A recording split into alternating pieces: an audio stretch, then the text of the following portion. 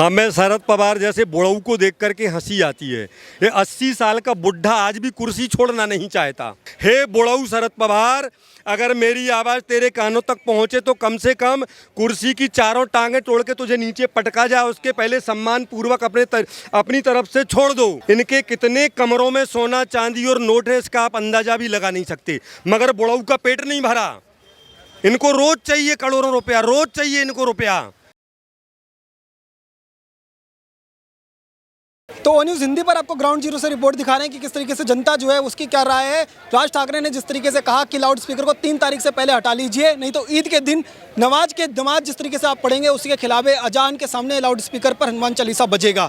जैन साहब, सबसे पहले हमारे चैनल पर बहुत बहुत स्वागत है। बहुत बहुत धन्यवाद आपको भी। जैसा आपने राज ठाकरे जी के बारे में बताया, सबसे पहले हम शुरुआत में ही आपको बताना चाहेंगे, वास्तविकता में वो एक ख़ानदानी आदमी, पूरी की पूरी झलक आपको उनमें बाल ठाकरे जी की दिखेगी 100%। और आगे चल कर के ब्रिलियंट फ्यूचर, बहुत तरक्की करने वाले हैं। वो निश्चित रूप से समर्पित व्यक्ति है। उन्होंने एक शब्द भी गलत नहीं कहा। जो कुछ कहा यह सब कुछ भारत में रहने वाले प्रत्येक हिंदू के मन में है। ध्यान से सुनना, भारत में रहने वाले प्रत्येक हिंदू के मन में है, परंतु एक हिम्मत की बात होती है। सब हिम्मत नहीं कर पाते, अंदर अंदर घुटते हैं। परंतु राज ठाकरे जी वो एकदम पावरफुल आदमी, पूरे के पूरे बाल ठाकरे जैसे हिम्मत वाला आदमी। तो उसने अपने मन की बात रख दी और बड़े प्रेम से कह भी दिया कि आप 3 तारीख तक व्यवस्थित तरीके से उनको उतार लेना। अगर आप नहीं उतार सकते तो जैसे आपको छूटे वैसे हमारे जितने भी मंदिर हैं पूरे भारत में, हम महाराष्ट्र से शुरू करेंगे, वरना भारत के सभी मंदिरों में हम भी इससे डबल आवाज़ में हनुमान चालीसा चलाएंगे। तो इसमें कोई विरोधाभास की बात नहीं है। उसने आपको बाकायदा टाइम भी दिया है और निश्चित रूप से डिस्टर्ब होता है, निश्चित रूप से डिस्टर्ब होता है। आज ही हमने यहाँ पर डिबेट में एक व्यक्ति बता रहे थे, बहुत अच्छी बात बता रहे थे। उनका कहना था कि हम जैसे कोई भी हमारा कार्यक्रम होता है नवरात्रा का, तो 9 दिन मात्र डीजे या बजता है, कुछ भी होता है, परंतु है तो दिन में 5 बार। तो यहाँ पर एक मुस्लिम व्यक्ति ने इतनी बेहतरीन बात कही। उन्होंने कहा कि अपन लोग, उसने मुसलमानों से ही कहा, उसने कहा अपन लोग भाईचारे की बात करते हैं, आस पड़ोस में रहते हैं, अपना बिजनेस भी साथ में है, दुनिया भर के काम अपने साथ में हैं। तो अपने हिंदू भाइयों का मन रखने के लिए यदि हम लोग उसको बंद कर लें, मात्र माइक को, अजान चालू रखो, 5 टाइम की करो, चाहो कम आवाज़ में करो, चाहो स्पीकर बिल्कुल बंद करके अंदर करो, पूरा का पूरा फल मिलता है। तो उसने इतने प्रेम की बात कही कि ऐसा कर लेने में बोले बहुत बड़ा अखिल विश्व के सामने दृष्टांत प्रस्तुत हो जाएगा और अपनी 100 गुनी ज़्यादा भाईचारा बढ़ जाएगा। बोले ऐसा बलिदान करना चाहिए। और अब बलिदान क्या है? वास्तव में भाईचारा क्या है? एक दूसरे के सुख दुख में साथी बनना। अगर उससे हिंदुओं को तकलीफ होती है 5 बार, और कहने में लगता है 5 बार है, बोले 25 मिनट की बात है। हमें मालूम है थोड़ा पहले से माहौल, कोई भजन बोलता है, कोई गीत बोलता है, सब मिलाकर के लगभग 1.5 घंटे का डिस्टर्ब लोगों का होता है। जो बड़ी पढ़ाई करने वाले, यूपीएससी करने वाले हैं, आईएएस की तैयारी करने वाले लोगों, उनको एक एक मिनट का बहुत बड़ा महत्व होता है। कहने में लगता है कि अरे 1.5 घंटे की तो बात है, उनका 1.5 घंटे में सर्वनाश हो जाता है, उनका फ्यूचर बर्बाद हो जाता है। तो कुछ भी राज ठाकरे जी ने गलत नहीं कहा, बहुत बढ़िया। और भी हिंदू आगे आके बोलना चाहते थे, परंतु इतनी हिम्मत सबकी कहाँ हो पाती है, और इन लोगों को मान लेना चाहिए। हमें विश्वास है कि वे लोग बात को मानेंगे और 3 तारीख के बाद इस मुद्दे को ही ख़त्म करेंगे, इसको बंद करके। शरद पवार का कहना है कि ये लोगों के पास कोई मुद्दा नहीं है, ना रोजगार पे बात करेंगे ना कुछ और करेंगे, तमाम मुद्दे सिर्फ हिंदू मुस्लिम करेंगे, और आप जाकर के अजान पे आ गए, धार्मिक आज़ादी जो मुस्लिमों की वो खतरे में हो जाती है। हमें शरद पवार जैसे बुढ़ऊ को देख करके हंसी आती है। ये 80 साल का बुढ़ा आज भी कुर्सी छोड़ना नहीं चाहता। आप विचार तो करो। बीच में हम 4 लाइनें भारत के ऐसे फर्जी नेताओं के लिए सुनाते हैं आपको। यदि मैं सत्ता में घुस जाऊं, शरद पवार जैसे लोगों का कहना है, शरद पवार कह रहा है यदि मैं सत्ता में घुस जाऊं तो होंगे अद्भुत चमत्कार, सब सड़क छाप चुटकुलेबाज होंगे शासन के सूत्रधार, अपने विरोधियों से डटकर फिर मैं ऐसा बदला लूंगा, हत्या के मनगढ़ंत केसों में उनको तुरंत फंसा दूंगा, 7 पीढ़ी तर जाएं मेरी इतने नोट कमाऊंगा, हर महानगर में भारत के अपने बंगले बनवाऊंगा, फिर दिन दिल्ली में, शाम बम्बई, रात कटे कलकत्ता में, घुस जाऊं अगर मैं सत्ता में, घुस जाऊं अगर मैं सत्ता में।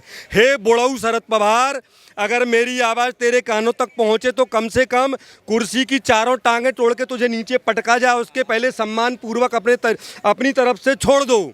जैसे मोदी ने कितनी बढ़िया बात कही, उन्होंने कहा 75 के बाद मोदी स्वयं भी अपने मन से रिटायर हो जाएगा। लाल कृष्ण आडवाणी हो, मुरली मनोहर जोशी हो, कोई भी हो, 75 के बाद रिटायर होना पड़ेगा।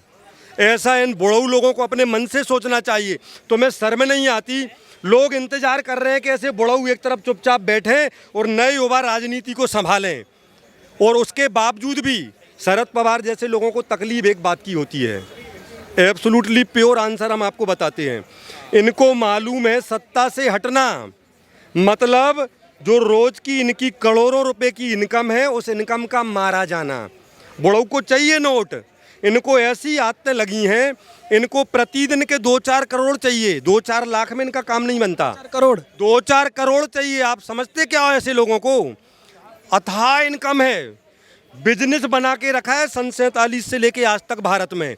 अंगुलियों पर गिनने के लायक नेता हैं जो चवन्नी भी राष्ट्र का खाते नहीं हैं, उल्टा दीपक जलाएंगे तो अपने घर के घी का जला देते हैं। ऐसे नेता भी हैं, परंतु अंगुलियों पर गिनने के लायक हैं। उद्धव ठाकरे का कहना है कि खाली बीएमसी का चुनाव आया है इसलिए राज ठाकरे को हिंदुओं की याद आई है, बाकी हिंदुओं से राज ठाकरे का कोई नहीं। इन गद्दारों के बारे में एक बात सोचो आप, हम आपसे ही पूछना चाह रहे हैं। भारत में कोई ना कोई चुनाव हमेशा चलते हैं। कभी नगर निगम का होता है, कभी नगर पालिका का होता है, कभी नगर पंचायत का होता है, कभी ग्राम पंचायत का होता है, कभी विधानसभा का होता है, कभी लोकसभा का होता है। और आगे की बात सुनो, अगर तुम ऐसा ही चाहते तो मोदी ने तो एक प्रयास और भी किया था। वो है बिल पास करना चाहते थे लोकसभा में कि हम चाहते हैं कि भारत में सब प्रकार के चुनाव एक बार में हों। याद है आपको? यह कहने वाला व्यक्ति जिसका नाम है नरेंद्र मोदी। नरेंद्र मोदी, क्योंकि उसके खून की एक एक रग, एक एक कतरा खून का राष्ट्र के लिए ही है। मैं किसी पार्टी का नहीं हूँ, इसलिए 100% सत्य बोल सकता हूँ। मोदी ने ही कहा था कि सब प्रकार के चुनाव आप एक साथ करा लो जिससे भारत का खर्चा बचेगा। और ये लोग क्या कहते हैं कि चुनाव के पहले बोलते हैं। अरे चुनाव तो भारत में चलते ही रहते हैं, कभी यह चुनाव, कभी दूसरा चुनाव, कभी तीसरा चुनाव, कभी चौथा चुनाव। और या फिर तो मोदी की बात मान के सब प्रकार के चुनाव एक बार में करा लो। एक बार कराओगे लोकतंत्र खत्म कर रहे हो। उनका तो ऐसा है, मोदी जी इनसे कहते हैं, ध्यान से सुनना, मोदी जी इन जैसे गद्दारों से कहते हैं, वह कहते हैं वतन को सींचने में पत्तियां कुछ झड़ गई होंगी, यही इल्जाम हम पर लग रहा है बेवफाई का, मगर कलियों को जिनने रोंद डाला अपने हाथों से, वही दावा करे हैं अब चमन की रहनुमाई का, वही दावा करे हैं अब चमन की रहनुमाई का। शरद पवार जैसे गद्दार, इनके कितने कमरों में सोना चांदी और नोट है इसका आप अंदाजा भी लगा नहीं सकते, मगर बुढ़ऊ का पेट नहीं भरा। इनको रोज चाहिए करोड़ों रुपया, रोज चाहिए इनको रुपया।